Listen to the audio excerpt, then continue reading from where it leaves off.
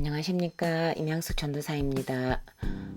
혹시 여러분은 한 번쯤 내 미래에 대한 생각 중에서 나는 몇 살까지 살았으면 한다 라는 생각을 해보신 적이 있습니까? 어떤 분은 70대를 생각하고 또 어떤 분은 요즘 다들 건강하니까 80대를 생각할 수도 있습니다. 이렇게 생각한다고 그대로 되는 것은 아니지만 혼자서 아니면 가족이나 지인들과 함께 나의 노후를 그리고 마지막의 순간을 그려보는 시간을 가져보았을 것입니다. 시편 90편 10절에서는 우리의 연수가 70이요 강건하면 80이라도 그 연수의 자랑은 수고와 슬픔뿐이요 신속히 가니 우리가 날아가나이다 라고 시편의 저자는 보통 사람의 연수가 70이라고 하고 건강할 경우에는 80을 산다고 말하고 있습니다. 요즘에는 의학의 발달에 따라 100세 시대라고도 합니다. 그런데 창세기를 보면 강건하면 80이 아니라 보통 몇백 년씩을 살았다고 사람의 연수를 말하고 있습니다. 오늘은 홍수 이전에 사람들이 몇백 년씩 살았다는데 어떻게 그것이 가능했는지를 한번 알아보도록 하겠습니다. 창세기 초반부는 거의 믿을 수 없을 정도로 놀라운 역사적 사건이 아주 간략하게 기록되어 있으면서 가장 단순하게 직설적인 표현 방식을 사용하여 기록했습니다. 이리하여 간단한 연대기적 족보가 창세기 5장에 나오는데 최초의 인간 아담으로부터 노아에 이르기까지 대홍수 이전에 살았던 족장들의 계보를 간추립니다. 그 족보에는 아들이 출생할 때 각 사람의 연령과 죽을 때의 연령이 적혀 있습니다. 이 기록은 매우 지루하고 재미없어 보이지만 그 시대를 산 사람들이 수백 년을 살았다는 사실은 우리를 깜짝 놀라게 합니다. 아담은 930세, 무드셀라는 969세를 살았으며 365세에 죽지 않고 하늘로 올려진 에녹을 제외하고 대홍수 이전에 살았던 9명의 족장의 평균 수명은 912세였습니다.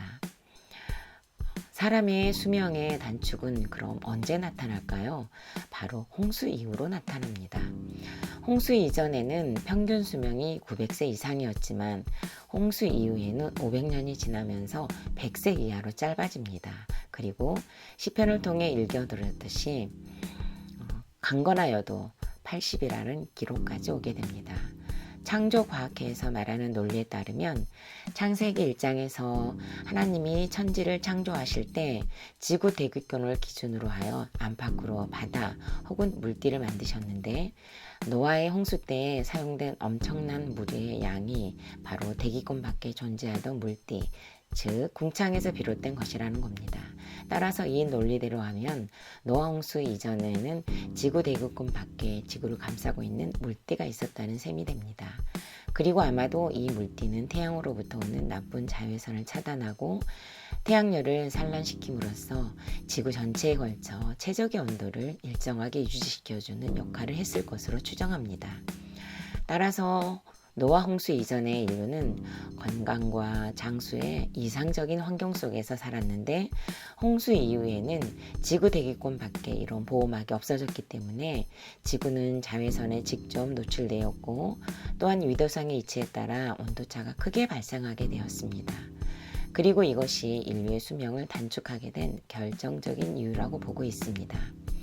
하나님께서는 인간을 창조하시고 가장 안전한 곳에서 살게 하셨지만 그 확보된 안전한 곳에서 인간은 로마서 5장 12절 말씀에 보면 그러므로 한 사람으로 말미암아 죄가 세상에 들어오고 죄로 말미암아 사망이 들어왔나니 이와 같이 모든 사람이 죄를 지었으므로 사망이 모든 사람에게 이르렀느니라. 결국 홍수도 죄의 결과였듯이 죽음도 죄의 결과입니다. 그리고 수명의 짧아짐도 죄의 결과입니다. 우리는 요즘 지구온난화라는 말을 심심찮게 듣고 있습니다. 뿐만 아니라 우리나라의 뚜렷한 사계절의 특징과 사만사온이라는 말이 무색하리만큼 직접적으로 기온의 변화를 겪고 있는 현실에서 살고 있습니다. 하나님은 홍수 이전에도 우리를 가장 안전한 곳에서 살게 하셨고 홍수 이후에도 가장 안전하게 하셨습니다. 그러나 우리는 삶의 질을 향상시킨다는 발달이라는 혁명으로 하나님께서 확보하신 안전을 무너뜨리는 결과를 낳고 있고 또 다른 형태의 홍수 이후를 만나고 있는 것입니다. 하나님께서 확보하신 안전에 기여하기 위하여 내가 할 수 있는 것들은 무엇이 있는지 한번 생각해 보시면 어떨까요?